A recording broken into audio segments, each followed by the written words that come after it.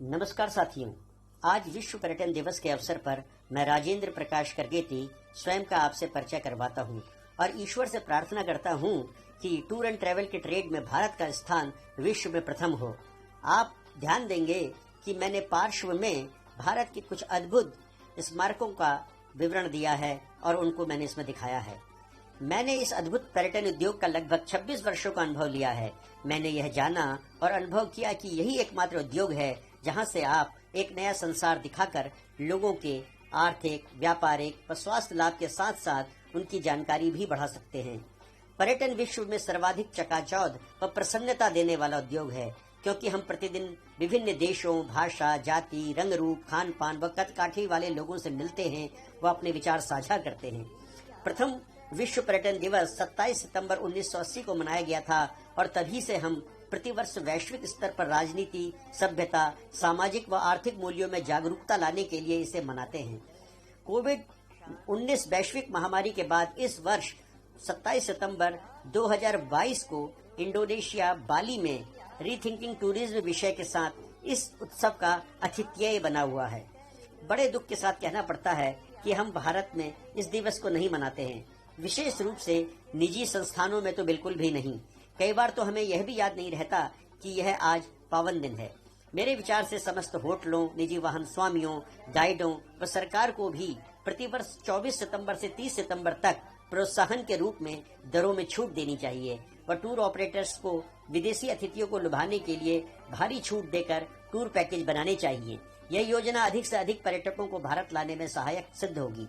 आज के युग में पर्यटन मात्र मौज मस्ती या विलासिता का साधन नहीं, अपितु व्यापार, वृद्धि, उत्तम स्वास्थ्य व प्रगति का भी कारक है। मानव ने जब से इस धराधाम में प्रथम चरण रखा, पर्यटन का प्रारंभ तभी से हो गया था, किंतु स्वर्गीय थॉमस कुक जी ने 4 जुलाई 1941 को प्रथम travel agency Thomas Cook and son के नाम से बनाई। इस प्रकार उन्होंने आधुनिक समय में पर्यटकों को सुगमता, सरलता एवं सुविधाओं से भ्रमण करने का मार्ग दिखाया। हमारा उन्हें बारंबार प्रणाम। वर्तमान समय में बहुत सारे ऐसे देश हैं जिनकी आय का स्रोत मात्र पर्यटन उद्योग ही है, जैसे मालदीव, ग्रीस, पुर्तगाल, ऑस्ट्रिया, स्पेन, इटली आदि। पर्यटन उद्योग की महत्ता व राष्ट्र के आर्थिक विकास में इसके सहयोग की महत्वपूर्ण जानकारी के पश्चात आइए देखते हैं कि विश्व परिदृश्य में भारत का क्या स्थान है। विदेशी अतिथियों के स्वदेश आगमन के संदर्भ में भारत का स्थान 54वां है, जो बहुत अच्छा नहीं है। ऐसे देश जो भारत से कहीं अच्छा प्रदर्शन कर रहे हैं वो हैं यूएसए, स्पेन, फ्रांस, चीन, Thailand, Germany, Switzerland, Australia, UK, Singapore, Mexico, Turkey, Italy इत्यादि। इस प्रकार हम देखते हैं कि बहुत से देश जो क्षेत्रफल में बहुत छोटे हैं, किंतु उन्होंने योजनाबद्ध तरीके से पर्यटन को अपने देश में विकसित किया व अपने राष्ट्र की आजीविका का मुख्य साधन बना लिया। हमारे देश में पर्यटकों को आकर्षित करने के सभी साधन हैं। प्रकृति ने हमें बहुत कुछ दिया है। ऊंचे ऊंचे पहाड़, गहरे समुद्र, सघन वन, नदियां, सुंदर रेतीले समुद्र तट, विभिन्न मौसम, साथ ही हमारे पास पर्यटकों को आकर्षित करने के लिए विभिन्न संस्कृतियां, कठिन नृत्य, रसीले उत्सव, ऐतिहासिक दुर्ग, स्मारक, अविश्वसनीय व अकल्पनीय वास्तुकला वाले मंदिर हैं। मैं कह सकता हूं कोई भी आकर्षण जो विश्व में कहीं भी हो वैसा भारत में भी है। तो फिर प्रश्न यह है कि हम विश्व में प्रथम क्यों नहीं हैं? हम कहां पर चूक रहे हैं? मेरे विचार से इसके पीछे कई कारण हैं। वास्तव में भारत सरकार अधिक सतर्क व जागरूक नहीं है। सरकार पर्यटन की शक्ति को पहचान ही नहीं रही है। साथ ही एक राज्य के स्मारकों से दूसरे राज्य के स्मारकों तक जाने की शीघ्र व उत्तम व्यवस्था नहीं है व मार्गों की स्थिति भी संतोषप्रद नहीं है।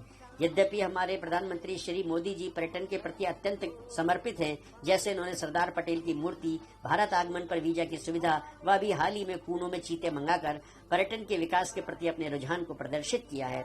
निरंतर भारत के पर्यटक स्थलों, प्राचीन मंदिरों एवं कला संस्कृति का प्रचार होते रहना चाहिए। समय समय पर फूड फेस्टिवल, नृत्य उत्सव, इसमें विशेष रूप से कठपुतली व भारतीय प्राचीन जादू को सम्मिलित किया जाना चाहिए। सबसे अधिक महत्वपूर्ण है कि हवाई जहाज व ट्रेनों का आकस्मिक रद्द होना रुकना चाहिए। इससे पर्यटकों की संपूर्ण आइटनरी बर्बाद हो जाती है। ऐसी स्थिति में कोई तुरंत वैकल्पिक व्यवस्था होनी चाहिए। जो लोग विदेशी अतिथियों के साथ अभद्रता करते हैं या प्राचीन स्मारकों को विकृत करते हैं, उनके लिए कठोर दंड का प्रावधान होना चाहिए। हम लोगों को भी अपनी आदतों में सुधार करना चाहिए। विदेशियों के साथ मुस्कुराकर पेश आना चाहिए। उन्हें सार्वजनिक स्थानों पर प्राथमिकता देनी चाहिए व सार्वजनिक वाहनों में बैठने के लिए वरीयता देनी चाहिए। अंत में एक और महत्वपूर्ण बिंदु है प्रशिक्षण। मैंने अनुभव किया है कि हम नए लोगों को कोई विधिवत प्रशिक्षण नहीं देते हैं। अधिकांश लोग परंपरागत रूप से अपने वरिष्ठ अधिकारियों से ही सीखते हैं। मेरे विचार से यह उचित नहीं है, क्योंकि यदि वरिष्ठ अधिकारी किसी गलत आदत का शिकार है अथवा समस्या को गलत तरीके से सुलझाता है तो वही छोटों को भी सिखाएगा। इस तरह एक गलत परंपरा चल निकलेगी। इसके स्थान पर एक प्रशिक्षित लोगों की टीम द्वारा प्रशिक्षकों को प्रशिक्षित करना चाहिए। अंत में मुझे अपनी वाणी को विराम देने की अनुमति दें। आने वाले समय में बहुत से पर्यटकों के भारत आने व पर्यटन के भारत में फलने फूलने की आशा के साथ जय हिंद, जय भारत व जय पर्यटन भारत में।